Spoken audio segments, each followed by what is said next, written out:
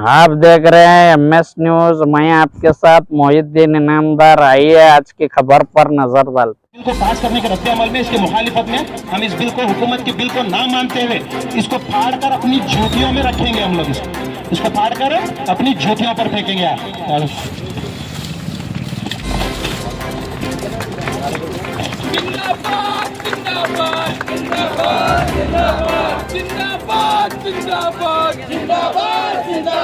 SDPI जिंदाबाद, SDPI जिंदाबाद, जिंदाबाद जिंदाबाद जिंदाबाद जिंदाबाद, SDPI जिंदाबाद। होश में आओ, मोदी सरकार होश में आओ, मोदी सरकार होश में आओ, वक्त बचाओ मुल्क बचाओ, वक्त बचाओ मुल्क बचाओ, वक्त बचाओ अमलाक बचाओ, वक्त बचाओ अमलाक बचाओ, वक्त बचाओ मुल्क बचाओ। वक्त बचाओ मुल्क बचाओ। नहीं चलेगी नहीं चलेगी, नहीं चलेगी नहीं चलेगी, तानाशाही नहीं चलेगी। तानाशाही नहीं चलेगी। बंद करो बंद करो, बंद करो बंद करो, तानाशाही बंद करो। तानाशाही बंद करो। मैं एक बार फिर से अपने इस मुल्क के तमाम मुसलमानों की जानिब से इस बिल की कंडेम करते हैं, मुखालिफत करते हैं, क्योंकि ये बिल न सिर्फ मुस्लिम मुखालिफत बिल है, ये बिल न सिर्फ मुस्लिम मुखालिफत बिल है, बल्कि ये देश विरोधी और संविधान विरोधी बिल है। और जो बात संविधान पर आएगी उसे मुसलमान कभी बर्दाश्त नहीं करेगा। लेकिन मैं एक बात अफसोस के साथ आप लोगों के सामने कहना चाहता हूँ, कल इतना बड़ा हमारे मुसलमानों की तकदीर का फैसला किया गया बीजेपी हुकूमत की जानिब से, और हम लोग फौरन दूसरे ही दिन आज प्रोटेस्ट के लिए बुलाए ताकि हम हुकूमत पर प्रेशर क्रिएट कर सकें कि वो इस बिल को नाफिज ना कर सके।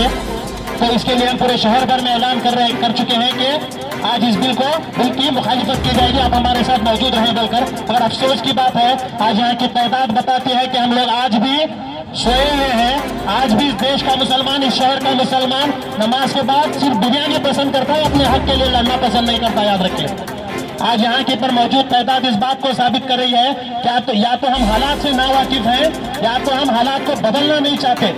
या तो हम हालात से नावाकिफ हैं, या तो हम बदलना नहीं चाहते। मैं एक बात आप लोगों के सामने बताना चाहता हूँ कि सोए हुए को जगाया जा सकता है, सोए हुए को जगाया जा सकता है, लेकिन सोने का नाटक करने वाले को कोई जगा नहीं सकता। वैसे आज हमारी कौम ये सोने का नाटक कर रही है, हमें इसे जगाना बेहद जरूरी है, क्योंकि आज हमारी यहाँ तादाद इस हुकूमत के खिलाफ लड़ने के लिए है। हम जानते हैं ये वक्फ अमेंडमेंट बिल हमारी तकदीरों का फैसला किया जा रहा है, हमारी तकदीरों पर फैसला किया जा रहा है। और इस बेहुदा कानून को, जो कानून इन्होंने पास किया है वक्फ अमेंडमेंट के ताल्लुक से, इस बेहुदा कानून को हम कतई बर्दाश्त नहीं करेंगे। और हम सवाल करना चाहते हैं, मैं सवाल करना चाहता हूँ मिस्टर नरेंद्र मोदी से, वक्फ अमेंडमेंट बिल के अंदर आप जो तब्दीलियां लाए हैं, उसमें सबसे बड़ी तब्दीली आप ये बताना चाह रहे हैं कि उस कमेटी में 2 नॉन मुस्लिम लोग रहेंगे, तो वो 2 नॉन मुस्लिम लोगों को वहां पर रखने की क्या वजह है? वो 2 नॉन मुस्लिम लोगों को वहां पर रखने की क्या वजह है? क्या अभी जैसा कि मेरे अजीज दोस्त मुनाफ पठान ने आप लोगों के सामने क्या अयोध्या कमेटी में कभी मुसलमान ने अपना डिमांड रखा कि हमें इस कमेटी में जगह दीजिए? क्या कोई और आपके मजहबी कमेटी के अंदर हम लोग कभी डिमांड रखते हैं कि क्या इस कमेटी में हमें जगह, मुसलमानों को जगह दीजिए? यहीं पर मैं अगर बीजापुर की मिसाल दूंगा तो यहाँ पर सिद्धेश्वर संस्था है, क्या उस संस्था का हिस्सा बनने के लिए कभी कोई मुसलमान आपके सामने डिमांड रखा या गिड़गिड़ाया? तो आप ये 2 लोगों को हमारे बीच घुसाकर आप क्या साबित करना चाहते हैं? और ये 2 लोगों की हमारे बीच में जरूरत क्या है? हम अपने तकदीर का ही नहीं, बल्कि हम अपने मुस्तकबिल का ही नहीं, बल्कि हम अपने तकदीर का भी फैसला करना जानते हैं। आप याद रखिए, अगर हम खामोश हैं इस बिल के अमेंडमेंट पर, हम खामोश हैं, तो इस देश की खूबसूरती, इस देश की एकता, इस देश से मोहब्बत, ये सबूत है। हमारी खामोशी इसका सबूत है। वरना याद रखिए, बाबा साहब अम्बेडकर के